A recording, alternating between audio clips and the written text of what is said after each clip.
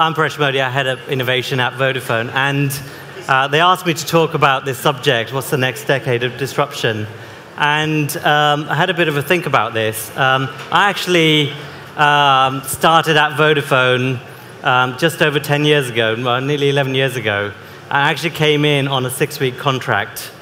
I had no intention of staying, absolutely no intention of staying, because I didn't want to do this whole mobile thing. It was a bit boring. And then something happened, this thing. So the iPhone arrived, the first generation iPhone, and it absolutely transformed the thinking around what mobility really is and how mobility can really shape our lives every day in the way we work and we play and the way that we interact with each other. Actually, this funny story is I actually managed to get this particular unit well before it was launched in the UK, and it was kind of only just launched in the US.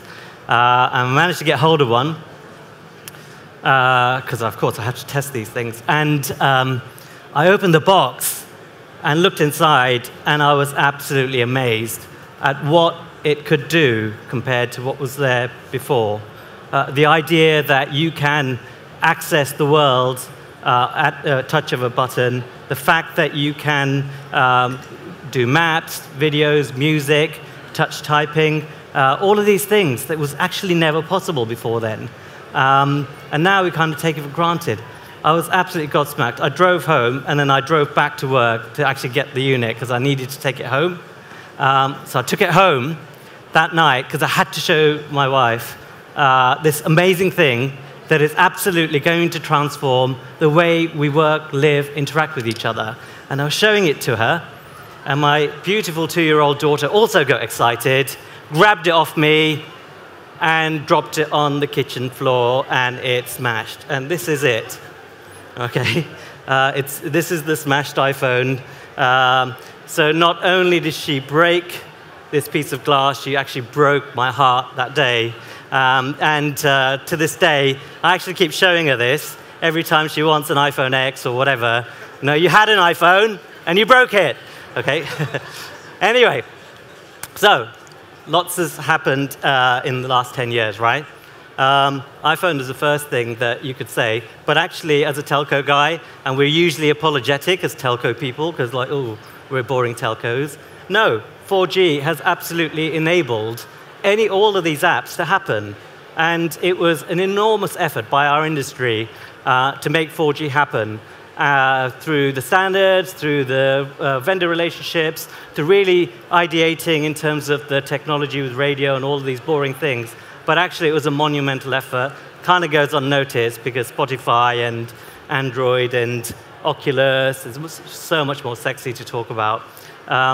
And 4G is obviously a precursor to 5G, and we'll talk a little bit about that going forward. But an amazing 10 years, right? Look at this. We've transformed the way that we work, we play, and the way that we think about the world outside us completely from where we were before. So what about, what are we trying to achieve, right? What's our goal? So we've had a great 10 years. Lots of things have happened that we wouldn't have otherwise expected. So what are we actually trying to achieve? And I would say that we have a number of big challenges in front of us. And these are just my thoughts. They're subjective, and everyone's got their own opinion. But clearly, as a society, we want to have a great planet to live in. That's the first thing, yeah? Lots of food, lots of water, lots of clean energy, and a sustainable planet.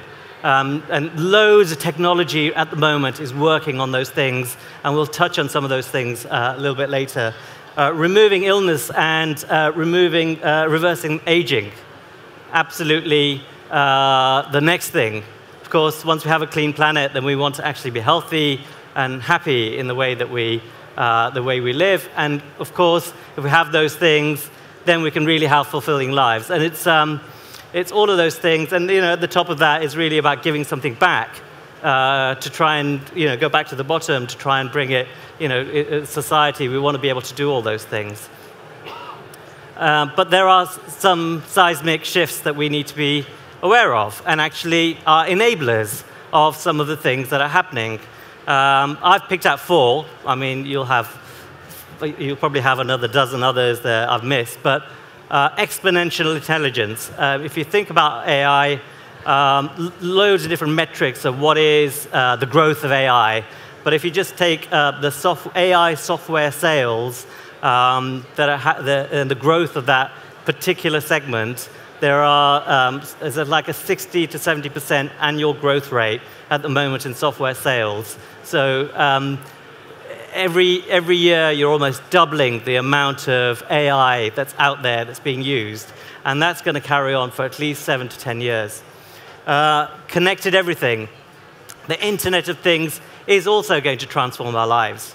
Already there are 2 devices connected to the Internet for every one human being that exists on this planet. So we already have 12 to 13 billion connected devices, and that's going to increase at a rapid rate. And that is going to transform some of the way that we actually live and work. Massive computing. I think this is a little bit further out. I think good progress has been made around cloud and computing and bringing computing to the masses. But quantum computing will be one of the big topics that we will all be grappling with as to how we can best utilize that. We're kind of 5 to 10 years away. And the force from the east, I'm talking about China. So I was in China 2-3 weeks ago, and it's very, very clear the intention that the Chinese government have. They have absolutely stated they will become the AI superpower by 2030. Actually, I think it's going to be earlier than that. So enormous strides being made in these areas. And Tencent estimate that there are 200,000 to 300,000 AI engineers worldwide. And they're pushing the government, and the government's actually pushing the tech giants in China to make that into 1 million over the next 5 years in China. Okay, so something to bear in mind some of the shifts. And is disruption happening now? Absolutely. Loads of things going on. If you think about, let's pick gene editing. I mean, in the area of medicine, only 3 years ago, the CRISPR technique has been identified, where you can take out parts of gene using DNA technology and allow those genes to be able to go and target cancer cells.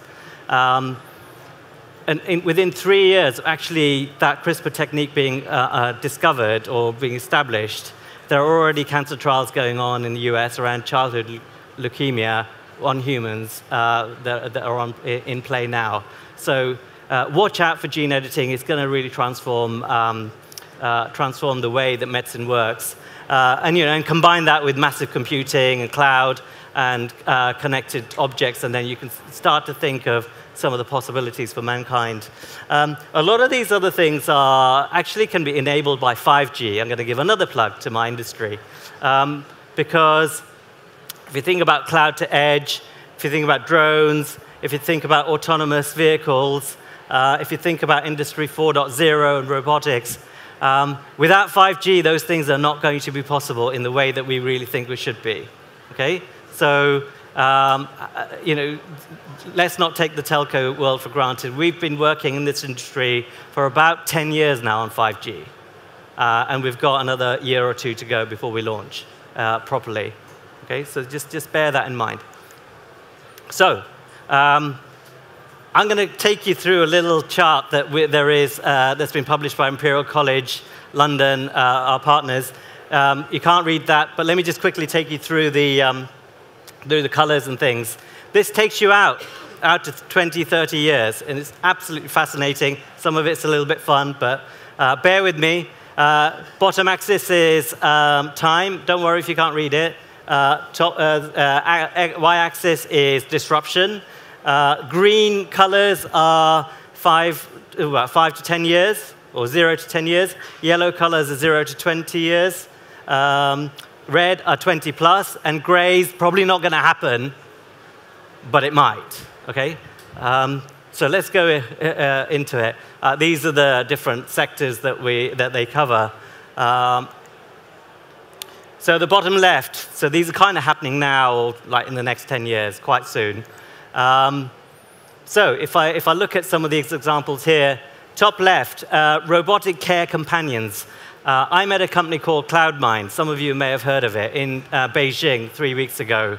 And they intend to put a robot in every home, well, not every home, but a robot in 1 million homes in China by the year 2025 as care companions to the elderly. And they're going to use massive computing. They're going to use cloud. They're going to use 5G. And they're going to use their own robotics that they're building with their own AI that they're building. They're not relying on Alibaba, Tencent, Google, anyone else. They're doing it themselves. They're already a unicorn.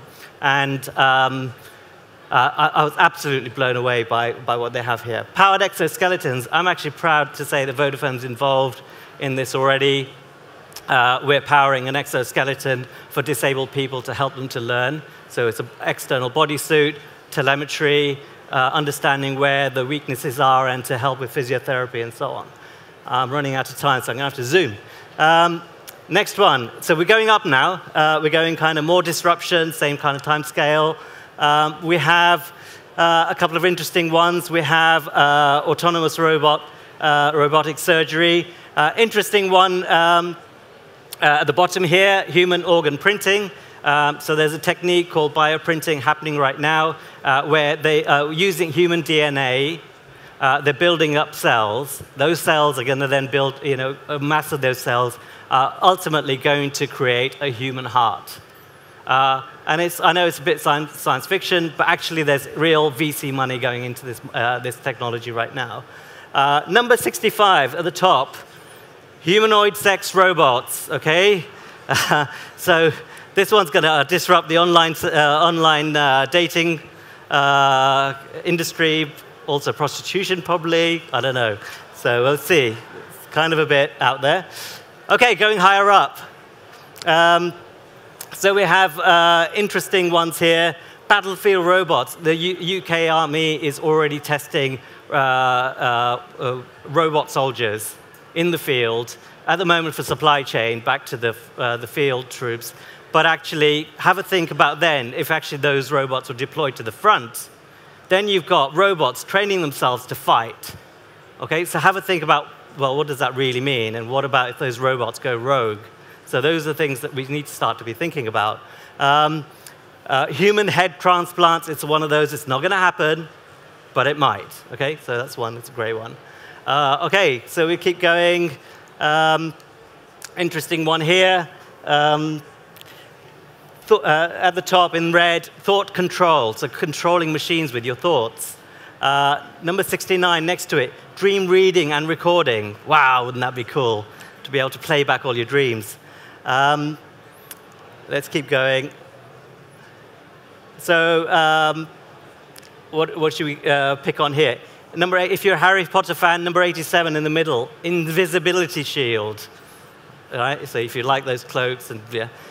So yeah, there's real stuff happening on that. Graphene technology is shielding thermal energy right now, and University of Manchester are working on this to cloak individuals from, mainly again for war scenarios. Sorry for all the war. Number 90, telepathy, right? Not gonna happen, but it might. Okay, and then there's number 100, and they won't tell us what that is. It just says we can't talk about that one. So I don't know, we'll have to twist their arms. So thanks to Imperial College for that. Loads of impacts on society that we need to be thinking of. AI driving cybercrime, loads of impact on mental health, physical health. The human organ transplant is because with autonomous driving, there are going to be less accidents, less dead people, which is fantastic news. But it's going to have a 10% impact on organ donation. So now we need to go back to the human organ printing technology for technology to try and solve that issue. Okay, so technology, to summarize, I would say technology is already beginning to deliver for some of the things that we want to achieve for mankind. But the question is, can we make the most of it? Thank you very much.